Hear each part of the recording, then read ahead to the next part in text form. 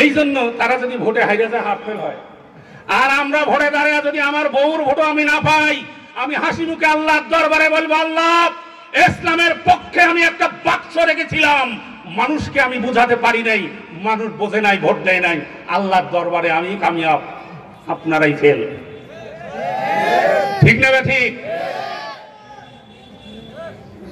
কথা বুঝতে পেরেছেন? এই জন্য কথাগুলো বুঝতে হবে। সায়েন্সের এক স্যার ক্লাস নিচ্ছে, দুইটা গ্লাস, একটা গ্লাসে মদ, একটা গ্লাসে পানি। সেরা চেনেন কেসো? এই কেসো নিয়ে এসে দুইটা গ্লাসে দিছে, মদের গ্লাসেও দিছে, পানির গ্লাসেও দিছে।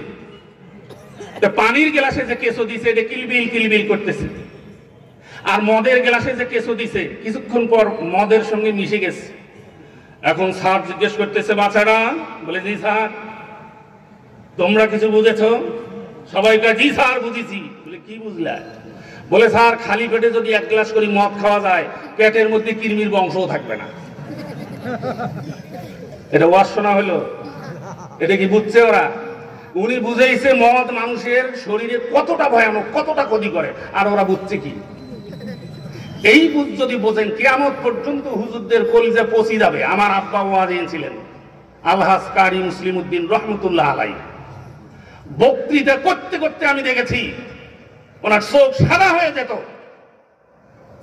কই কোথায়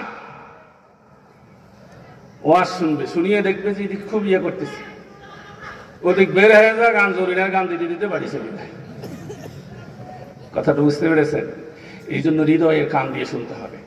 রাসূল আকরাম সাল্লাল্লাহু আলাইহি ওয়াসাল্লাম যখন বয়ান দিতেন, হৃদয়ের কান দিয়ে শুনতেন।